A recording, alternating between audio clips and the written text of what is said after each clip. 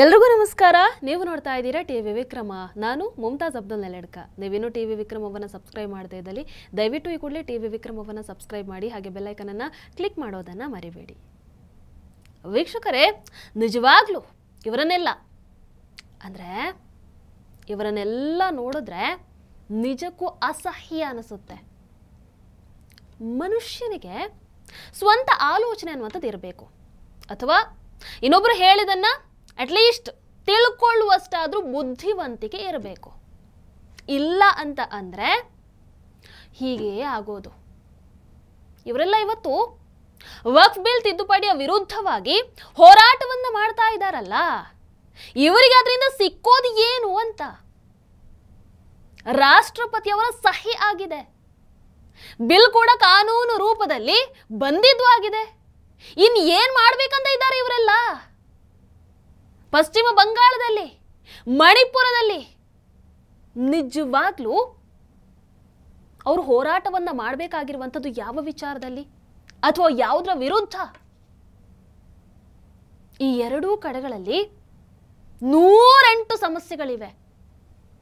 ಅವೆಲ್ಲವನ್ನ ಬಿಟ್ಟು ವಕ್ಫ್ ಬಿಲ್ ತಿದ್ದುಪಡಿಯ ವಿರುದ್ಧ ಪ್ರತಿಭಟನೆಗೆ ಇಳಿದು ಬಿಟ್ಟಿದ್ದಾರೆ. ಅದರ ನಡುವೆ ಪಶ್ಚಿಮ ಬಂಗಾಳದಲ್ಲಿ ವಕ್ಫ್ ತಿದ್ದುಪಡಿ ಬಿಲ್ ಪಾಸ್ ನಾವು ಮಾಡೋದಿಲ್ಲ ಅನ್ನುವಂತಹ ಹೇಳಿಕೆಯನ್ನ ಬೇರೆ ಕೊಡ್ತಾ ಇದ್ದಾರೆ. ಅದ್ಯಾರೋ ಮೌಲಾನಾ ನಾವು ಇಂಟರ್ನ್ಯಾಷನಲ್ ಕೋರ್ಟಿಗೆ ಬೇರೆ ಹೋಗ್ತೀವಿ ಅನ್ನುವಂತ ಮಾತನ್ನ ಹೇಳ್ತಾನೆ. मोदी जी, मैं आपसे कह रहा हूं और अमित शाह आपसे कह रहा हूं, ये तैमूर का वादा है, तैमूर की जले जलाल की कसम। इस बार आपकी जो है लड़ाई एक तैमूर के साथ में है। आपने तैमूर के खून को लड़काया है। वक्फ का कोई मालिक नहीं बन सकता।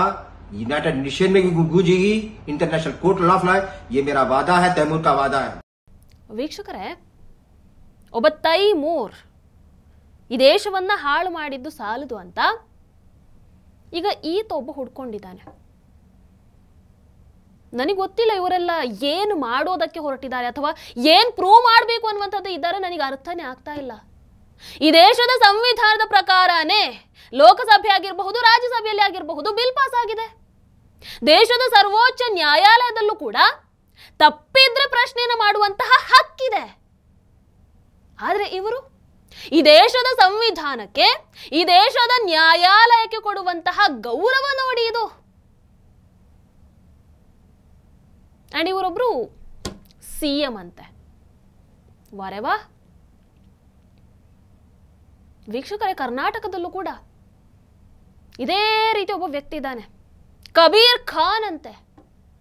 ಈತ ಹೇಳ್ತಾನೆ, ನಾವು ಈ ಜಿಲ್ಲಾಧಿಕಾರಿಗಳಿಗೆ, ಮುಖ್ಯಮಂತ್ರಿಗಳಿಗೆ ಇವರ ಹತ್ರ ಎಲ್ಲ ಮನವಿ ಮಾಡಿಕೊಂಡ್ರೆ ಏನು ಪ್ರಯೋಜನ ಇಲ್ಲ, ಬನ್ನಿ ಹೋಗೋಣ, ಬೀದಿಗೆ ಇಳಿಯೋಣ ಅಂತ. ನನಗೆ ಯಾವಾಗಲೂ ಇಂಥವ್ರನ್ನ ನೋಡಿದಾಗ ಒಂದೇ ಅನ್ಸೋದು, ಇವರಿಗೆಲ್ಲರಿಗೂ ಯೋಗೀಜಿನೇ ಕರೆಕ್ಟು ಅಂತ. ಅಂಥವ್ರಿದ್ರೇನೆ ಇಂಥವ್ರು ತೆಪ್ಪಗೆ ಬಾಯಿ ಮುಚ್ಕೊಂಡು ಬಿದ್ದಿರುವಂಥದ್ದು. ಇದೇ ಉತ್ತರ ಪ್ರದೇಶವನ್ನು ನೋಡಿ ನೀವು. ವಕ್ಫ್ ಬಿಲ್ ಜಾರಿ ಆದ ನಂತರ ಈ ರೀತಿ ಯಾರಾದ್ರೂ ಮಾತಾಡಿದ್ರೆ ಏನಾಗತ್ತೆ, ಏನಾಗಿದೆ ಹೇಳ್ತೀನಿ. ವೀಕ್ಷಕರು, ಉತ್ತರ ಪ್ರದೇಶದಲ್ಲೂ ಕೂಡ ಹೀಗೆ ವಕ್ಫ್ ಬಿಲ್ ತಿದ್ದುಪಡಿಯ ವಿರುದ್ಧ ಪ್ರತಿಭಟನೆ ಶುರುವಾಗ್ಬಿಡತ್ತೆ. ಒಂದಷ್ಟು ಮುಸಲ್ಮಾನರು ಬೀದಿಗೆ ಇಳಿದು ಬಿಡ್ತಾರೆ. ಆಗ ಯೋಗಿ ಸರ್ಕಾರದ ಪೊಲೀಸರು ಏನ್ ಮಾಡ್ತಾರೆ ಅಂತ ಹೇಳಿದ್ರೆ, ಆ ಪ್ರೊಟೆಸ್ಟ್ ಅಲ್ಲಿ, ಆ ಪ್ರತಿಭಟನೆಯಲ್ಲಿ ಯಾರ್ಯಾರು ಬಂದಿದ್ರೋ ಅವರೆಲ್ಲರನ್ನ ಗುರುತು ಮಾಡ್ಕೊಂಡು ಬಿಡ್ತಾರೆ.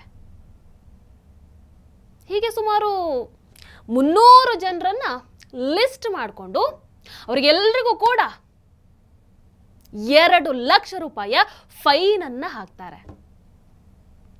ಯಾವಾಗ 2 ಲಕ್ಷ ರೂಪಾಯಿ ಫೈನ್ ಬಿತ್ತೋ, ಉಳಿದವರು ಬೇಡಪ್ಪ ಬೇಡ, ನಮಗೆ ಈ ಸಹವಾಸನೇ ಬೇಡ ಅಂತ ಬಾಕಿ ಉಳಿದ ಮುಸಲ್ಮಾನರು ಸೀದಾ ಮನೆ ಕಡೆ ಹೋಗ್ಬಿಡ್ತಾರೆ. ಅಂದ್ರೆ ನಿಮಗೆ ಇಷ್ಟ ಬಂದ ಹಾಗೆ ಆಡೋದಕ್ಕೆ ಇದು ಉತ್ತರ ಪ್ರದೇಶ, ಇದು ಪಶ್ಚಿಮ ಬಂಗಾಳ ಅಲ್ಲ ಅನ್ನುವಂಥದ್ದನ್ನ ಉತ್ತರ ಪ್ರದೇಶದ ಪೊಲೀಸರು ತೋರಿಸ್ಕೊಡ್ತಾರೆ. ಇಲ್ಲಿ ಇನ್ನೂ ಒಂದು ಮಜಾ ಇದೆ ನೋಡಿ. ಮೊನ್ನೊಬ್ಳು ಸಯ್ಯದ್ ಉಜ್ಮಾ ಪರ್ವೀನ್ ಹೀಗೆ ಹೇಳ್ತಾಳೆ, ಬನ್ನಿ ಬನ್ನಿ ಬನ್ನಿ ಬನ್ನಿ ಎಲ್ಲರೂ ಹೋಗಿ ಪ್ರೊಟೆಸ್ಟ್ ಮಾಡೋಣ ಅಂತ ಕೊಡ್ತಾಳೆ. ತಗೊಳ್ಳಿ. ನೆಕ್ಸ್ಟ್ ಡೇ ಮರುದಿನಾನೇ ಆಕೆಯ ಮನೆಗೆ ಹೋಗ್ತಾರೆ ಉತ್ತರ ಪ್ರದೇಶದ ಪೊಲೀಸರು. ಒಂದು ನೋಟಿಸನ್ನು ಕೊಡ್ತಾರೆ. 10 ಲಕ್ಷ ರೂಪಾಯಿಯ ದಂಡವನ್ನ ಕಟ್ಟಬೇಕು ಅಂತ ಹೇಳ್ತಾರೆ. ಅದರ ಜೊತೆಗೆ ಮನೆಯಿಂದ ಹೊರಗೆ ಬರಬಾರ್ದು ಅಂತ ಹೇಳ್ತಾರೆ. ಯಾಕಂದ್ರೆ ನಿಮ್ಮನ್ನ ಗೃಹ ಬಂಧನದಲ್ಲಿ ಇಟ್ಟಿದ್ದೀವಿ, ಹಾಗಾಗಿ ಮನೆಯಿಂದ ಹೊರಗೆ ಕಾಲಿಡೋ ಹಾಗಿಲ್ಲ ಅಂತ ಉತ್ತರ ಪ್ರದೇಶದ ಪೊಲೀಸರು ವಾರ್ನ್ ಮಾಡಿ ಬರ್ತಾರೆ. ಆಗ್ಲೇ ಉಳಿದವರು ಅರ್ಥ ಮಾಡ್ಕೊಳ್ಬೇಕಾಗಿತ್ತು ಉತ್ತರ ಪ್ರದೇಶದ ಪೊಲೀಸರು ತಗೊಂಡಂತಹ ಆ ಒಂದು ಕ್ರಮವನ್ನ ನೋಡಿ. ಆದರೆ ಈ ಸುಮಯ್ಯ ರಾಣಾರಂತಹ ಜನರಿಗೆ ಅದೆಲ್ಲ ಅರ್ಥನೇ ಆಗಲ್ಲ ನೋಡಿ. ಉರ್ದು ಕವಿ ಮುನ್ನವರ್ ರಾಣಾ ಇವರ ಮಗಳೇ ಈ ಸುಮಯ್ಯ ರಾಣಾ. ಅಖಿಲೇಶ್ ಯಾದವ್ನ ಸಮಾಜವಾದಿ ಪಕ್ಷದ ನಾಯಕಿ ಕೂಡ ಹೌದು ಈಕೆ. ಈಕೆಯ ಮನೆಗೂ ಕೂಡ ಲಕ್ನೋ ಪೊಲೀಸರು ಹೋಗಿ 10 ಲಕ್ಷ ರೂಪಾಯಿಯ ಬಾಂಡ್ ಅಷ್ಟೇ ಅಲ್ಲ 10 ಲಕ್ಷ ಮೊತ್ತದ ಇಬ್ರು ಶ್ಯೂರಿಟಿಯನ್ನು ತಗೊಳ್ತಾರೆ. ಈಕೆ ಕೂಡ ಮನೆಯಿಂದ ಹೊರಗಡೆ ಕಾಲಿಡೋ ಹಾಗೆ ಇಲ್ಲ, ಗೃಹ ಬಂಧನದಲ್ಲಿ ಇಡ್ತಾರೆ. ಹೇಗಿದೆ ನೋಡಿ ಯೋಗಿಜಿಯವರ ಕ್ವಿಕ್ ಆಕ್ಷನ್.